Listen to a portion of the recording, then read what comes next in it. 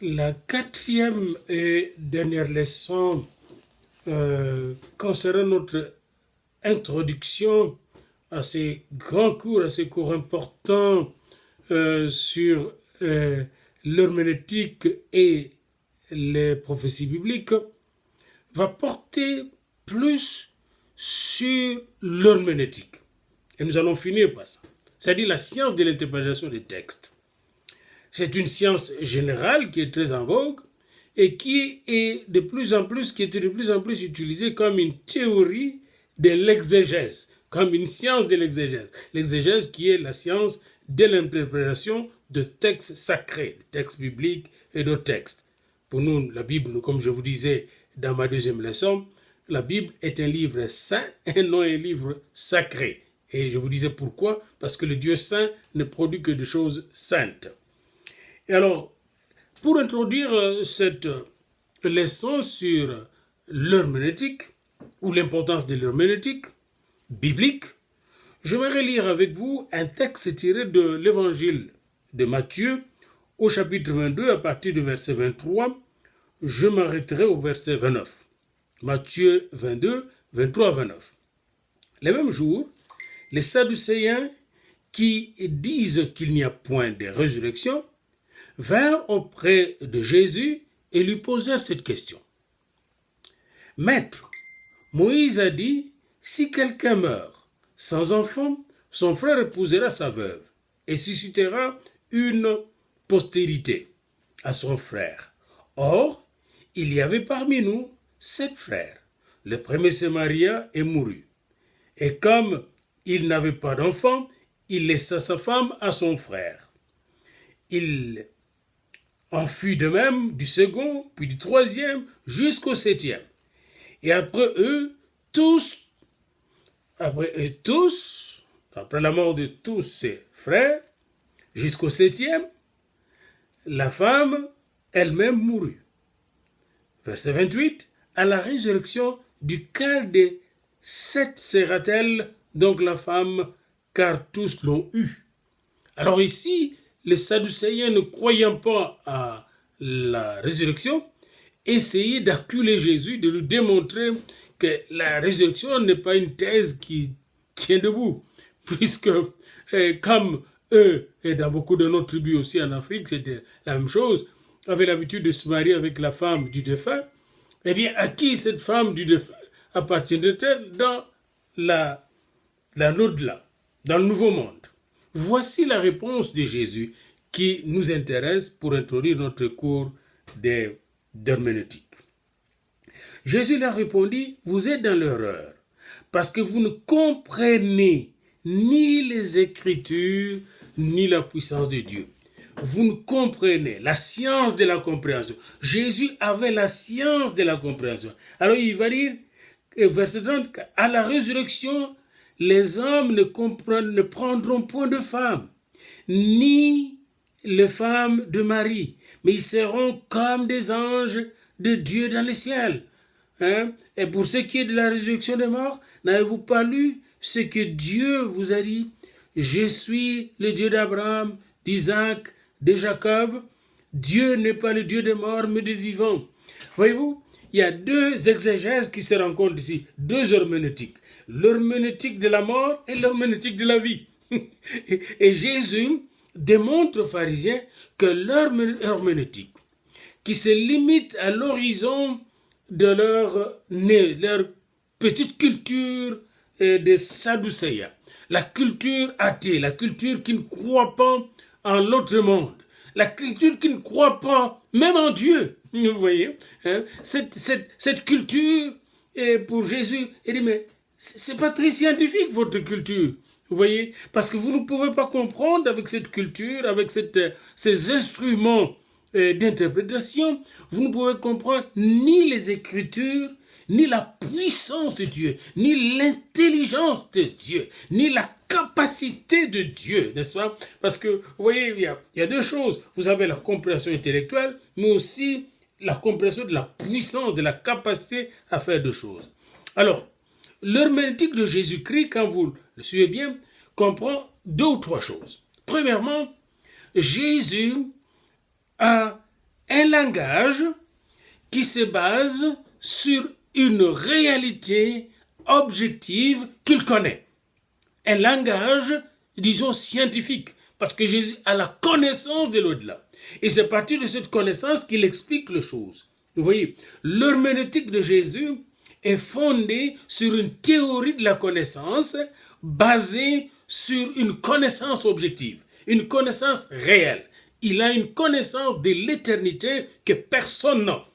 Et il essaye de transmettre cette connaissance aux gens. Le langage de Jésus est différent du langage de Sadducéens.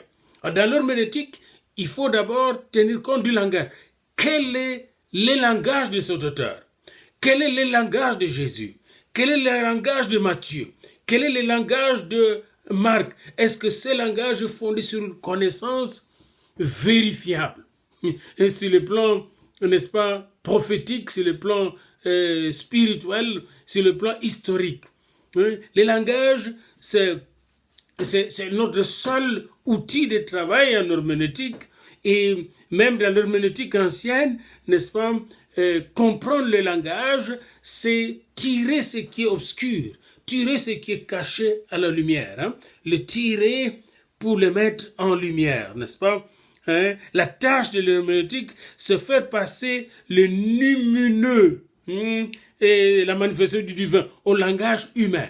Comment tirer ce qui est caché par Dieu vers les hommes pour que les hommes comprennent ce qui est dit. Alors, le langage herméneutique, pour interpréter les prophéties bibliques, doit être un langage inspiré de Dieu, comme le langage de Jésus-Christ était inspiré, mais celui de Sadducéens n'était pas inspiré. C'était limité par leur horizon de compréhension. Et leur horizon de compréhension était limité par leur culture qui excluait toute possibilité d'existence après cette vie ou après la mort.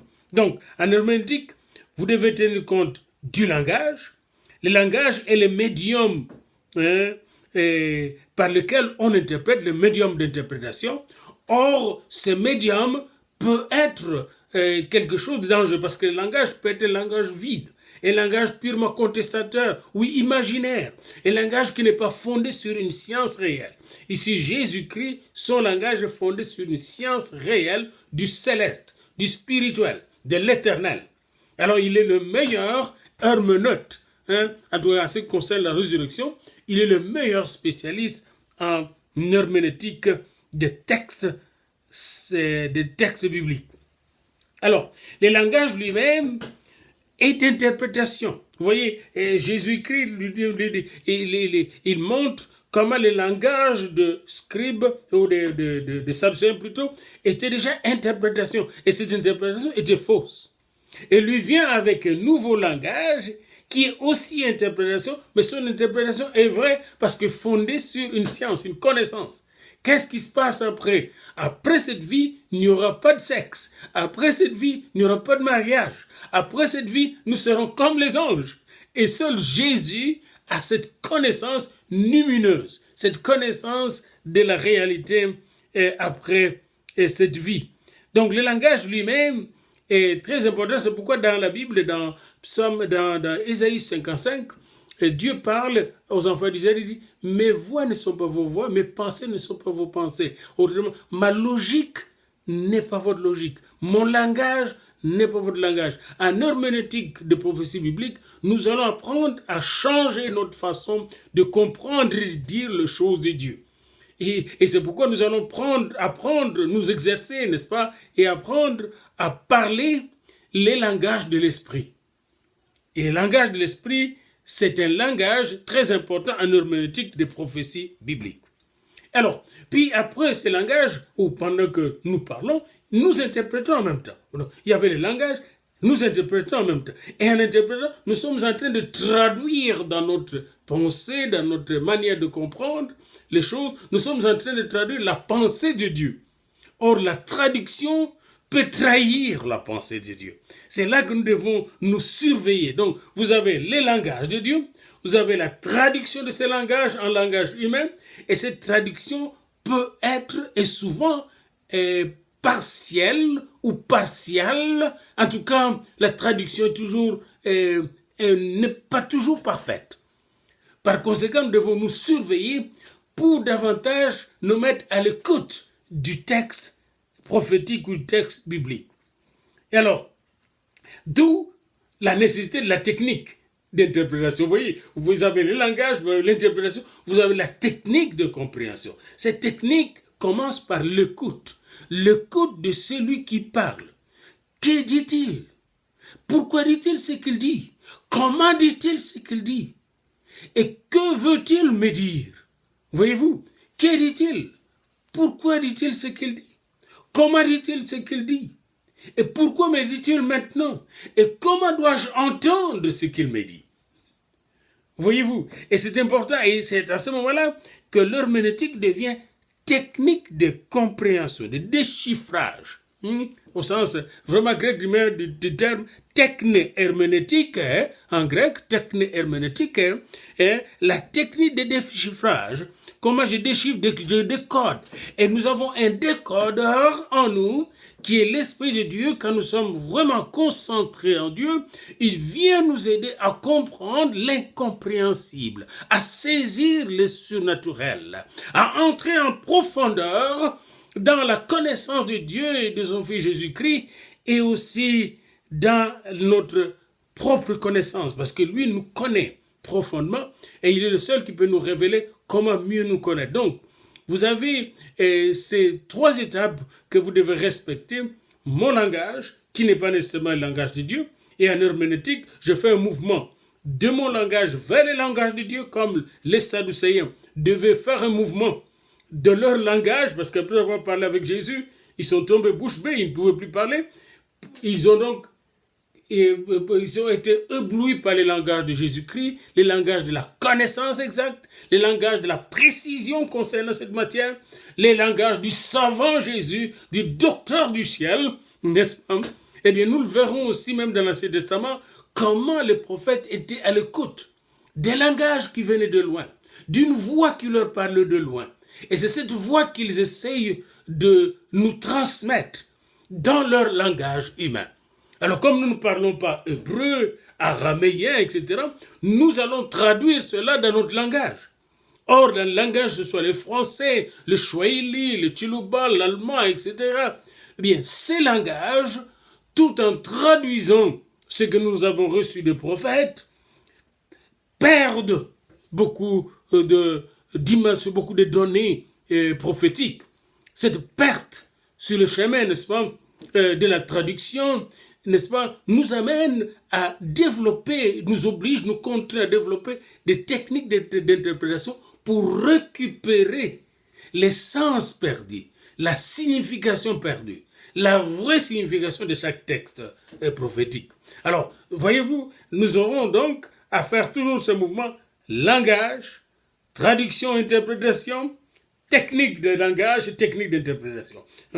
Comment comprendre, n'est-ce pas, ces langages. Et vous allez voir dans ce mouvement, l'Esprit nous aidera, mais aussi à travers l'intelligence que l'Esprit nous donne, nous allons comprendre chaque forme d'expression prophétique vient avec une forme d'interprétation prophétique.